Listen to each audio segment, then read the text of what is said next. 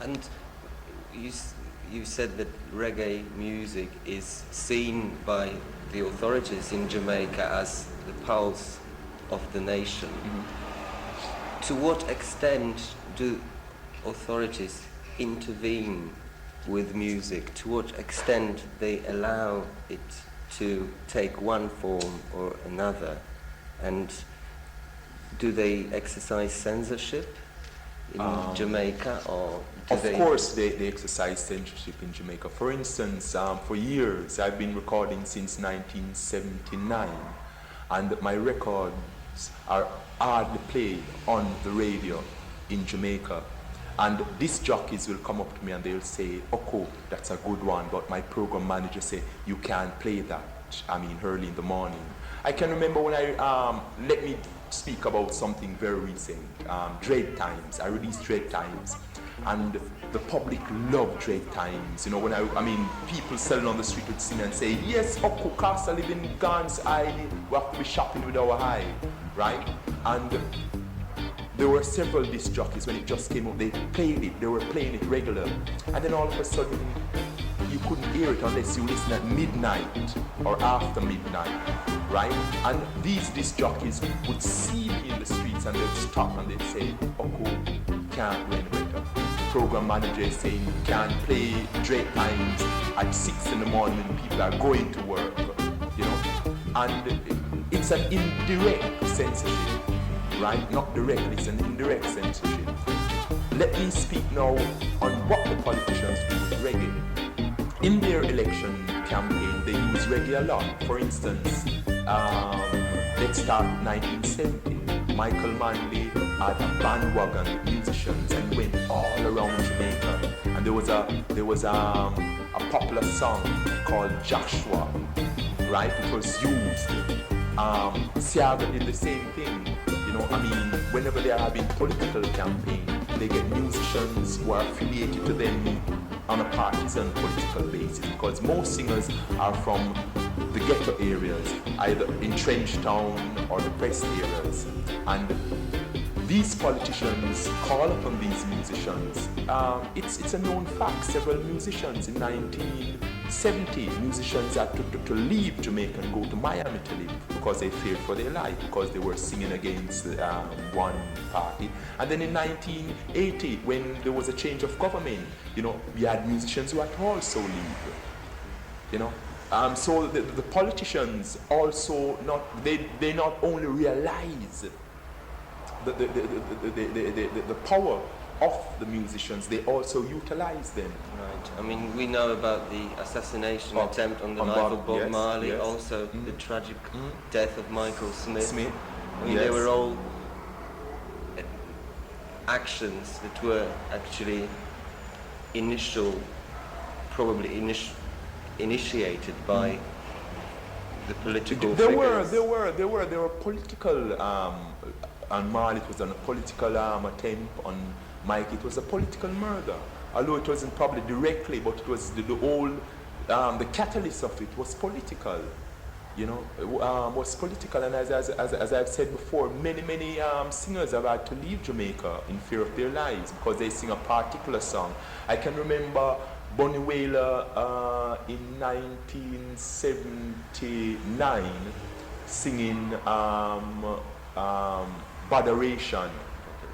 Yeah, and people were saying that, you know, Bunny Wailer was reactionary. He was singing against the PNP government because he was saying can't get no flour, can't get no rice, not even little sugar for mix some wash. Good gosh, what a botheration! And they were saying that he was reactionary because that was happening at the time. People could not get any flour, people could not get any rice. Although at that time it was deliberate attempt by our local capitalists, assisted and encouraged by American capitalists. You know, because all the M16s that float around in Jamaica, just check what an M16 costs, you know, in US dollars. No youth in Jamaica can afford an M16. You know, you find a group of youth of 8, 9, 10 M16s. Where do they get the money from? You know, it's obvious. The guns are bought and brought in by local capitalists. to carry out terrorist activity, and at that time, in the mid 70s, from 76 going up, there was a lot of economical sabotage, being perpetuated by the local capitalists, with the assistance, as I said before, and the encouragement of US capitalists. Right. The American influence in Jamaica, has actually tried to get into the reggae music, and I heard that the latest Reggae Sunsplash festival was heavily financed by some American companies. But do you think, that the music, I believe that the music will defend itself, and that it can survive in its form as an artistic medium to actually assist people in their daily struggle. But how much do you think has it, because of the popularity of reggae music across the world, how much is it noticeable that there is sort of American influence, and that the Americans are actually trying they're trying to cash in on the popularity of the music and on the feelings in the music? How is it resisted by the artists? Like Bob Marley. He actually built his own recording studio, and they start producing on their own labels. But is there enough sort of are there enough funds that these musicians have got to actually be able to produce their own work? Which brings me to the organization that you are working in, which is PAM, Progressive Artists Movement. Yeah. And I would like to, if you could explain how this organization works, and what the main aims of it are, and how they are actually carried out. Well, all right. First of all, the American influence, right, in Jamaica, at the moment, about 60% of the music that is played on the air, both the RGR, FM and AM, and the JBC, AM and FM, are predominantly American. We find American music on our top 10 chart every week, #1 for weeks on end. So we are inundated, we are flooded with American culture via the music, via the TV. Jamaicans dress American, the latest style in America, the latest dance in America. Rambo opened in Jamaica before it was opened here in London.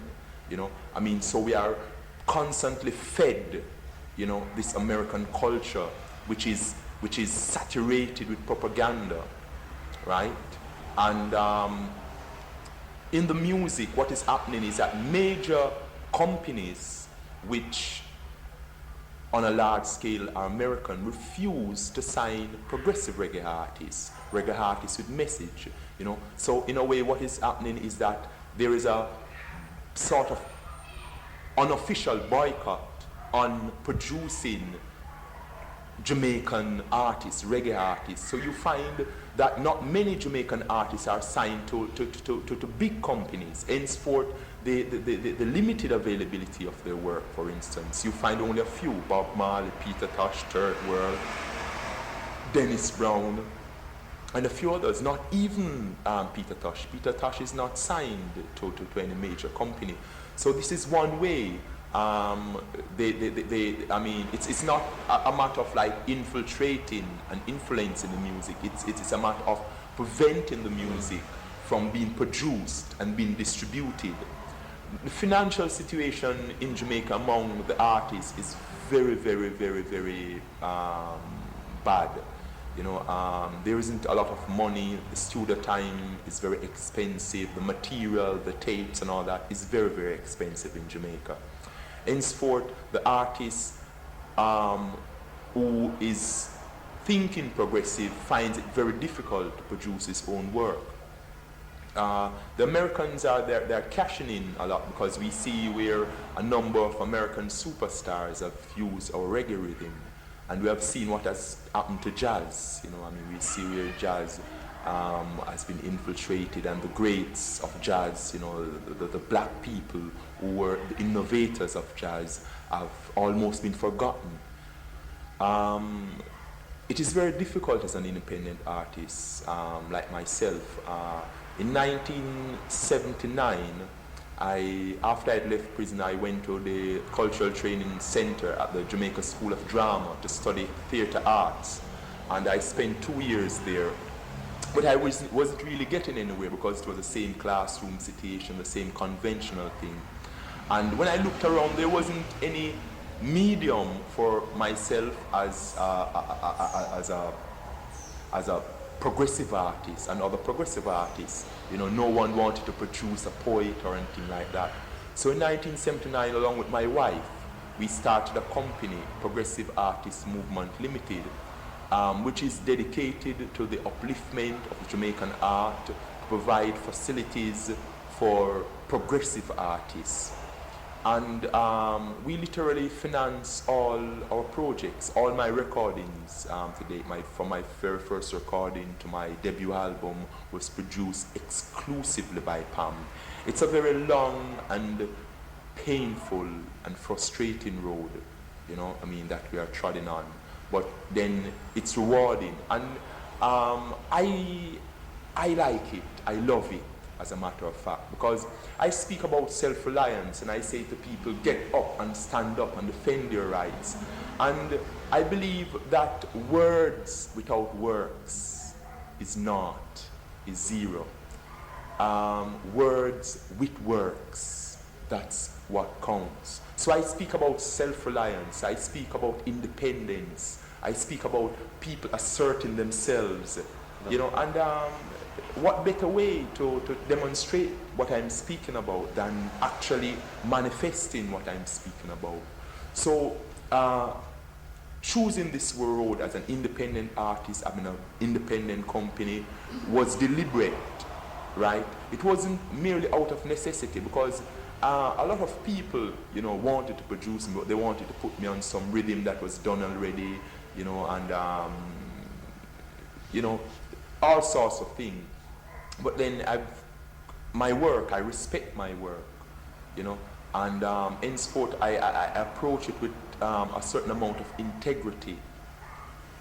And when I realized there wasn't anyone who was willing to really, you know, sacrifice, I mean, time and effort to produce a work of quality, because it's all right. I mean, if you're an artist, it's all right to speak about the injustices and all that. But if you're dealing with art, then the finished product must be artistic.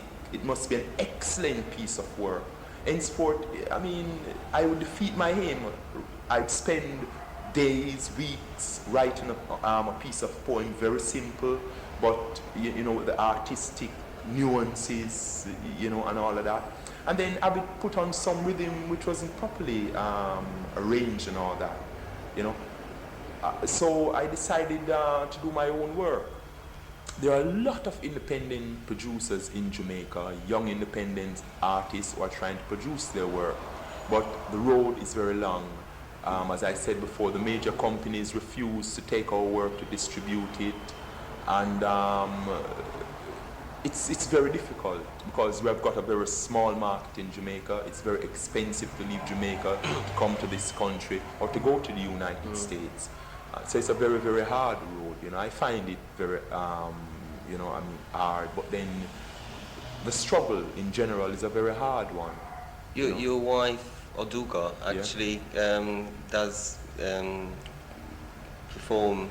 I mean, she actually helped you on your debut album. So you actually work together. Of course she does. I mean, she wrote the liner notes. She writes all of my bio stuff. I mean, she writes all of that. She's the PR executive in the company. She's my personal manager. She's a talented lady. She dances, she sings, she writes her own poetry long before she met me, and she's very dynamic. Uh, and I find her companionship, more than assistance, I find her companionship and her assistance very invaluable, because, as we say, a bird cannot fly upon one wing, or a bird cannot fly on one wing. And this struggle is not a struggle to be fought by the man alone. This is a struggle which has to be fought by man and woman. Although women have particular problems, you know, which are unique to them as women, right? I can speak very strongly about Jamaica. You know, I mean, women on a lot of occasions are left to father their children. They've got to work. As women, they are discriminated against as women. You know, so they've got a separate struggle, but which still is a part of the overall struggle. And you know, the struggle would fail if men and women don't struggle together. You know, and I don't feel threatened. For instance, at the moment she's pursuing a course at the University of the West Indies, and I was very happy when she phoned me recently and told me that she had passed all her exams and she'd be going on to the finals next year. And I don't feel threatened whatsoever about her acquiring a university degree. It can only assist us. You know, it cannot put us back. It can only put us forward. In the image of Jamaica that is sort of like held by most of people in Poland is that Jamaica is like reggae country, and all the music, everybody listens to reggae, and everybody would only be interested in that music. But I mean, Jamaica is, I mean, there are other things, as you said. I mean, there is a lot of American music that appears, that is actually played on the radio. What about, I mean, say, what about the older generation? I mean, what sort of things do they listen to? What sort of, I would like to sort of bring the, sort of make the image of Jamaica a bit closer to the Polish listeners and readers. All right. To believe that Jamaica is all reggae and dancing is a false image. In Jamaica, there's a lot of hardship, there's a lot of suffering. The airways are swamped with American music. You find a lot of reggae, of course, in Jamaica. But what the people do, you've got what is called dance. You know, I mean, here they call it blues. It's kept in an open yard, and you've got big boxes and all of that. That's where the people actually go to on the weekends to listen. All reggae, just pure reggae. All the Jamaicans listen to a mixture of reggae and calypso music, and there's a lot of calypso played on the radio, and old sentimental stuff, you know, Brooke Benton and Ray Charles and all that. Nat King Cole, a lot of that. And jazz is very strong in Jamaica. There's a lot of jazz in Jamaica. In fact, you've got many sessions, you know, on the weekends where jazz is played, live jazz is played, and it's attended by mostly, you know, I mean, older people in Jamaica. So there's a variety of music in Jamaica: jazz music, reggae music, and of course, you know, American music. No, I don't want I don't want anybody to believe that I am all my feelings towards American music is negative, because there's some very good music coming out of America. We have people like Mr. Stevie Wonder, a brilliant musician, who has done so much, who has spoken up, who has, with his physical action, you know, has demonstrated that he not only speaks about humanity. You know, I mean, Stevie Wonder was arrested demonstrating before the South African embassy. And we've got people like Quincy Jones, and we've got Gil Scott Heron, you know, one of my favorite poets too. You know, we have many positive aspect of the American music. So one should not be led to believe that all American music is negative. One should not be led to believe that all Americans are negative, because the way I see the world, and it's a system I'm fighting against. I mean, if we should look around the world, we see cliques of people, who form themselves into governments, into chambers of commerce, and all of that. But the people, the working class people, they are one all over the world, and they bear the same oppression. So sometimes people hear you talking about America might believe that you condemn them, the American people. Everywhere you've got people are good, bad, and indifferent, and we should learn to distinguish this. We should learn to look at people not from where they are, like in America, but who they are. Working class people, youths all over the world. We have a common goal and a common aim. And I believe in the working class people. I have confidence, like in Jamaica recently, my brother had returned from Jamaica, and he was very, very sad because he said he had heard about the sufferation, but he didn't really expect to see all of this. It was overwhelming for him. And he asked me, what will become of the Jamaican people? And I said to him, what will become of them? They will overcome, because I am confident that it's the people who start the revolution. It's the people who win the revolution, not a party, not a political party. Political parties are there. The people in political parties prepare themselves for that time when the people start that revolution. And they are there to assist the people. They are not leaders in that sense. It's the people who decide.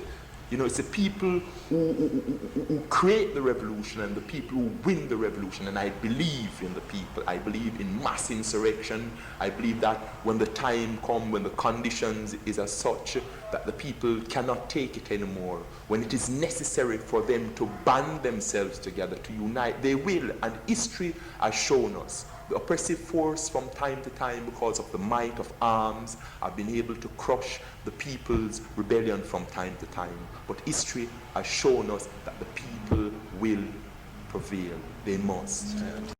Do you think that the man has overstepped himself with technology, with what they can do, and create this sort of force that can destroy the human race? Because it's in your works, you criticize very strongly the civilization that has produced that sort of society that is a consumerist society, doesn't care about people, doesn't care about feelings, and is very much unable to actually show us any way where the human race should go. Do you sometimes have a feeling, do you sometimes get depressed about the human race or do you always have faith in it? I at times I get disappointed and very frustrated, right? This is why the poem "Tell Me True," which will be a double A side, Nuclear Mishap and "Tell Me True." The opening verse is, "Tell me something, tell me true. Don't you see what the world is going through?" Because at times I cannot believe that people are really alive. That people have really that they've got feelings.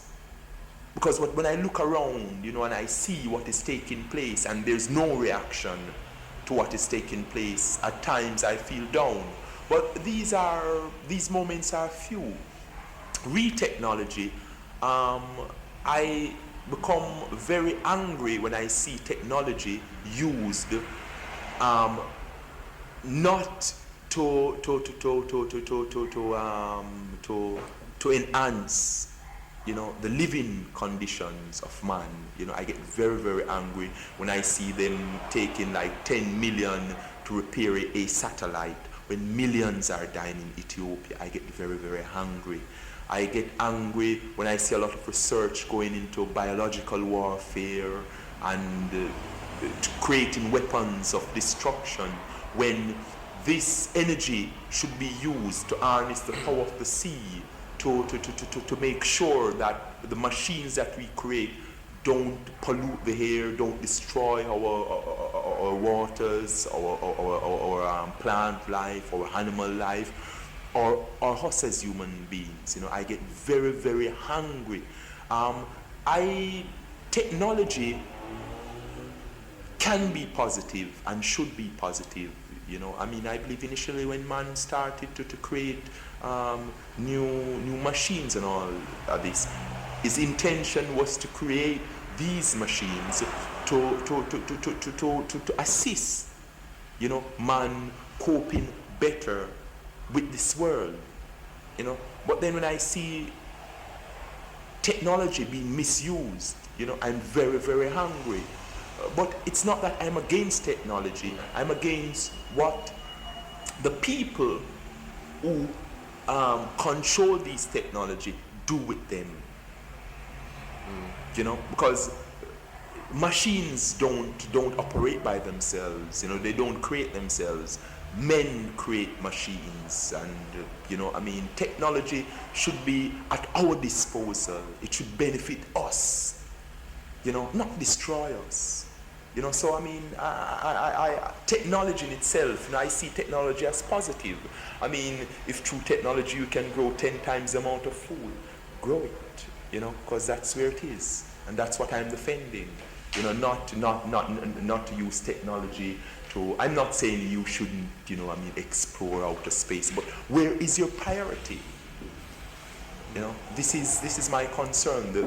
My priority is the upliftment of mankind. Look at the condition of the world. The people are starving in Ethiopia. It's not just natural drought. The people are starving in Africa. It's selfishness, by the multinationals who go in, they rape the place, they plunder it, they move vast forests and all of that, and help to aggravate the situation. And if they were paying attention, if they were their brother's keeper, then they would have realized that, long ago, something, should have been done, to restore areas that have been cleared away and all that.